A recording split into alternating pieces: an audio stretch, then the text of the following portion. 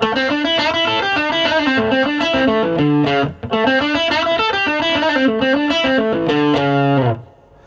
how you doing? Justin here with another great Robben Ford lick for you. This one's based around the A blues scale, but it's got really nice phrasing and some of the patterns again are really, really interesting. So let's get to a close-up and check out how to play it.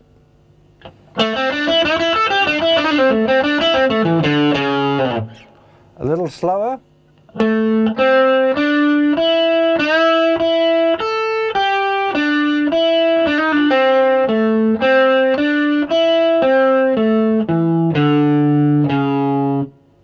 Okay, so we're starting off here, minor pentatonic sort of bass, starting off on the root note, which is the 7th fret of the 4th string with the 3rd finger. We play up the scale, so 1st finger in the 5th fret of the 3rd string, 3rd finger in the 7th fret. Then we're going to play the 5th fret on the 2nd string with the 1st finger. Now we're doing kind of a classic blues move here. 3rd finger bend, 7th fret of the 3rd string, it's a tone bend. 1st finger plays the 5th fret on the 2nd string, rolls over to play 5th fret of the 1st string.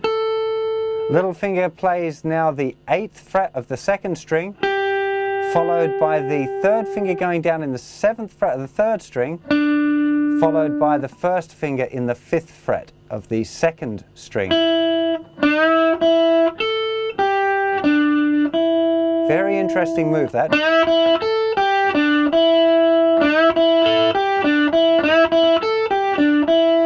Definitely worth practicing that a bit on its own.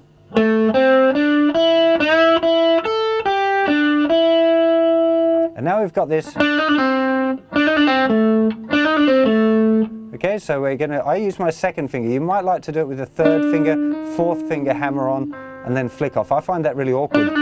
Can do it, but feels weird. So I tend to move my 2nd finger up there to the 7th fret of the 3rd string. Then I hammer on with the 3rd finger in the 8th fret, flick it off to the 7th fret, and then down to the 5th fret, and then we're back on the root note, the 3rd finger on the 7th fret of the 4th string. So let's just look at it up to that point so far.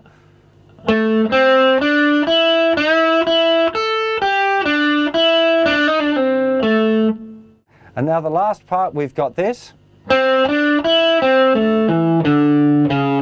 So starting with the 1st finger in the 5th fret of the 3rd string, 3rd finger goes in the 7th fret, then 1st finger onto the 5th fret of the 2nd string, rolls over onto 5th fret of the 3rd string, 3rd finger goes down the 7th fret of the 4th string, rolls over onto 7th fret of the 5th string, and then we've got 5th fret, 4th fret, both with the 1st finger, and that's on the 5th string. So the last part.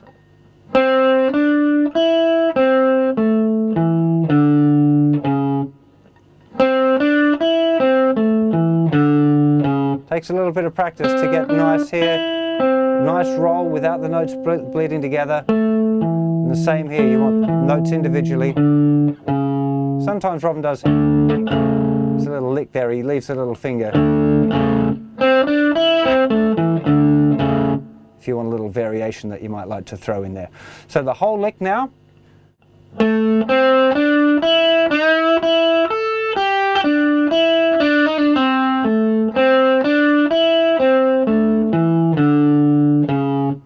Okay, so let's talk about the count now. So it's got a triplet-y kind of feel going on, and we're starting just before the bar. So the last triplet before the bar. So 3 triplet, 4 triplet, 1 triplet, 2 triplet, 3 triplet, 4 triplet, 1 triplet, 2 triplet, 3 triplet. Okay, now this part, it's a little bit awkward to try and count it, but basically this is going to happen in the space of one of the triplets. So if you think 1 triplet, 2 triplet, 1 triplet, 2 triplet.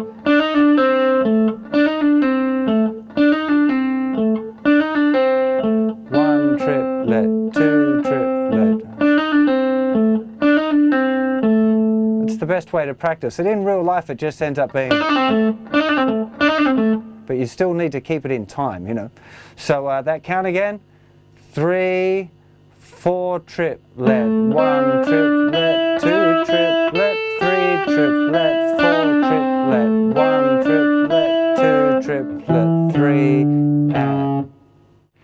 just talk about some of the cool things going on here.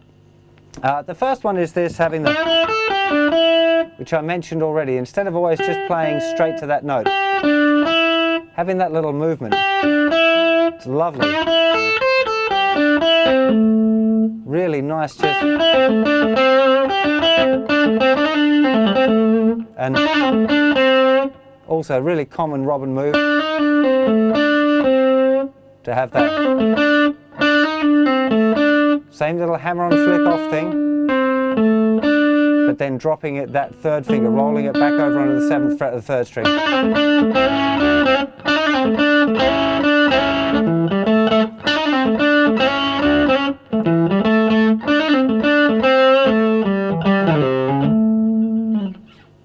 The other thing to notice here as well is at the end, it's kind of, I guess, an A minor arpeggio. But again, it's just an interesting combination of notes that you won't find your fingers kind of naturally doing if you're used to practicing your scales, you know, so.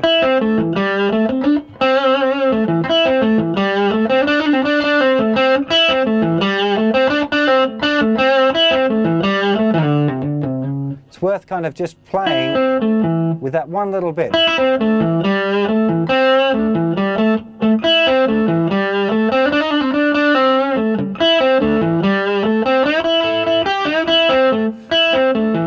This lick is another great example of Robben Ford getting creative with the minor pentatonic scale. And there's really a lot to be learned from the ideas behind these licks and not just the licks themselves. The lick is great and it's definitely a useful thing to check out, but remember to try and extract the little bit. So have a look at the way he's playing, you know, the way that he plays that first little part before the kind of classic blues lick, the little, you know, which is a kind of a pretty standard kind of a blues thing, but he's mixed it in a really interesting way, and that using this little at the end, that's also a really tasty idea. There's loads of little things that you should be pinching out of this and trying to explore each one of those things on their own, as well as it being one really cool lick that you can throw into your trick bag, you know.